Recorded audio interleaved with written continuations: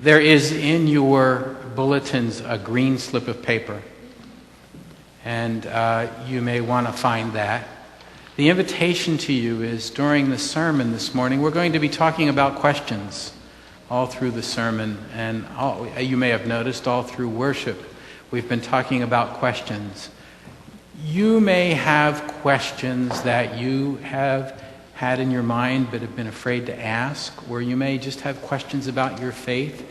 The invitation is that you write those down during the sermon, and then we're going to sing a hymn after the sermon, as we always do. But during that hymn, you're invited to come and lay those questions on the table. And those questions are between you and God. We aren't going to look at it and say, oh, Rick Knoll wants to know. We're not going to do that. They're just your questions that you offer up to God this morning. So as you listen to the sermon and as you think about worship and your journey today, we invite you to do that. Mark has a habit of portraying the disciples as just not getting it. Over and over and over again, he portrays them in this way. They just don't get it. And some people are hard on him for that. I take comfort in that. I take comfort in knowing that the disciples who were with Jesus just didn't get it, because there are times when I have questions and I just don't get it. And so I journey with the disciples. And I'm glad of that. They were often not getting it. In our reading for today, it's the second time that Jesus says he's going to suffer and die and be raised again. And the first time he told them that was after Peter had said, "You are the Christ, the Messiah." And Jesus said, "That's right. And the Son of Man, the Christ, the Messiah, is going to suffer and die, and after 3 days be raised." And Peter said, "No, he's not." Well, he said it stronger than that, really. He said it very firmly, so firmly that he was rebuked by Jesus. He got called out in front of the group and told off. So, when Peter and the disciples are all together again, and they're on a journey again, and they're in private again, Jesus tells them again, and that's our reading for today. It's the second time where he says to them, well, he says a little more. He says, the Son of Man is going to be betrayed into human hands, and then be killed and be raised after 3 days. And the disciples were afraid to ask, even though they knew they didn't understand. I'm often asked, I was asked this week in one of our reflection times. I love doing the reflection times because people take me to places I hadn't gone otherwise. Our Sunday school class did that this morning. Why didn't they get it? If Jesus said plainly the first time he was going to die and after 3 days be raised, now the second time, why didn't they get it? And I've been thinking about that. Well, part of it is the reality that this story that we know so well was an unknown story. That wasn't the kind of Messiah they expected. They expected a king, a great political leader. The Messiah was the one who was going to come and cast out all of the occupiers. A person of great political and military force. So they couldn't hear the words. And I was trying to think about how to get this across to you. You can put that teach slide up now. What do you see? I went to a website where there are all kinds of things where you can see more than one thing here. It's a this one is teach in reflection. We see what we expect to see. That's why I said put the teach slide up. But there's a reflection, and the reflection says, how many of you saw it immediately?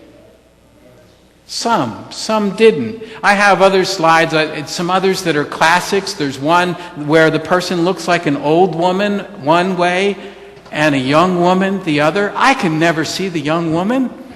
I try, but I always see that old woman instantly. Well, that's part of what's happening to the disciples. They're looking at him, hearing the word Messiah, and all they can see is teach. They can't see the learn. It's just gone for them. We shouldn't be too hard on the disciples. We have things we don't understand. We have lots of questions. I don't know about you, but I got lots of questions. We get stuck in looking at things in one particular way. We hear the words of the people that have taught us in the past, and we hear the ways that people slant our vision or put filters on our eyes so that we only see it one way. God is in control of everything, so why does God let terrible storms happen and people be killed in those terrible storms? The filter that is God is in control of everything may not be a very good filter and a good understanding of what it means to be a Christian and our understanding of how and who God is. We have other questions. We have all kinds of questions. How is it that, what about people of other faiths? I hear that kind of question. What about, if God is a loving God, then how can this happen? We have all kinds of questions that we bring into our faith. And we're like the disciples. Sometimes we keep them inside. We're afraid to ask them. Not sure how to ask them. I mean, after all, look at the disciples in this particular story. It says they did not understand. Can you imagine it? They didn't understand, and they're kind of giving each other that look across the group. You know that look that you used to give when the geometry teacher was teaching geometry and you didn't get it? Or the science teacher, I know, Rick, you got it right away.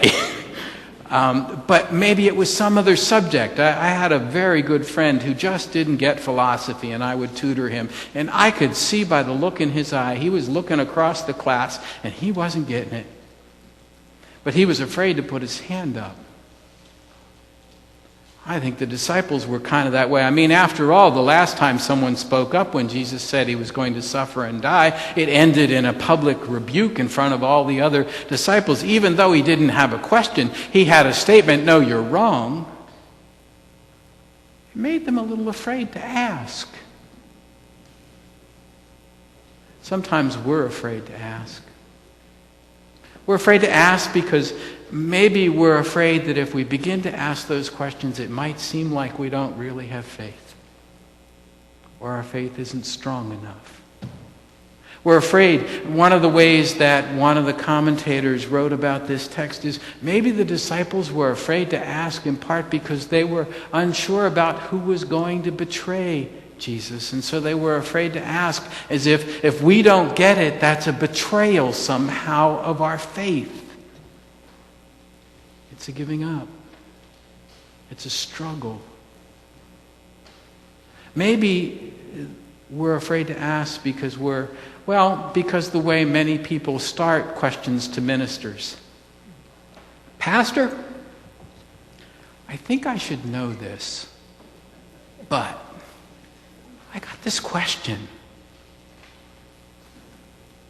Has it ever been that way?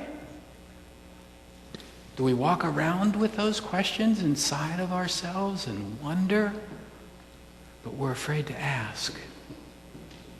Well, that's where the disciples were. They were afraid to ask, and they kind of looked at each other and gave each other those silent looks when Jesus was doing all that teaching, and as soon as he was done and they let him walk on a little further, probably, I'm guessing, they started to say, "What do you think he means?" "I don't know. What do you think he means?" "Well, you want to ask him?" "No, not me. Not after last time. No way. I'm not asking." "Well, what do you think he means?" I don't know. I'm not sure. And it leads. Their question leads to a conversation that leads to an argument. You know how one thing leads to another? Have you ever been there? Where you're not getting something and so you begin to make up stuff? You never do that, do you? I do it all the time. Unintentionally. We all do it. We fill in the gaps. We say, well, I think it probably means this. Well, I think it probably means that. Well, then, if it means that, then who's the greatest?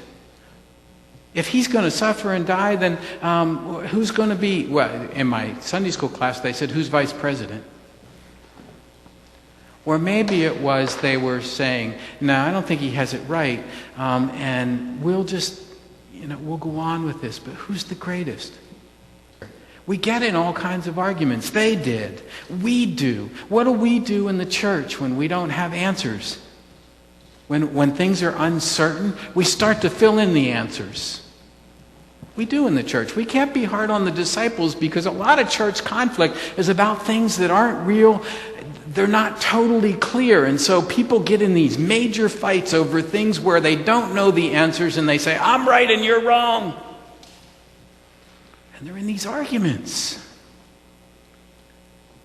These terrible, terrible arguments. All because they're afraid to ask. All because they're afraid to live with the questions. Our faith in the Bible is not an answer book that answers every single question so that there's nothing left to trust God with. It's a journey. A journey of opening up to the trust and power of God, knowing that there are things beyond our ability to fully understand.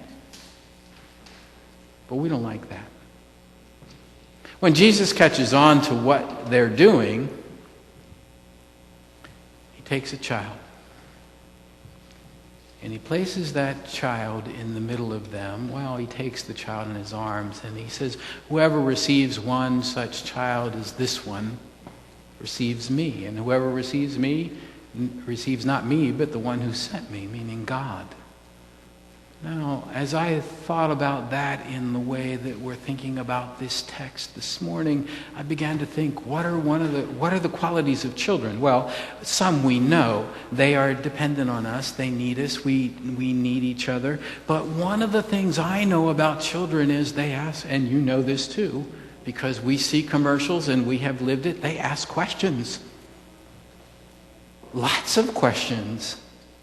And they're not afraid to ask the questions. God invites us to ask our questions. The ones we're not sure of. The ones that scare us. To trust God with those questions.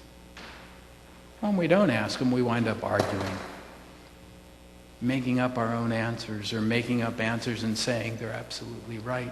But when we receive them and receive the people who ask the questions as they are coming to us as children of God, as representatives of God, then we're together in this. We're on a journey.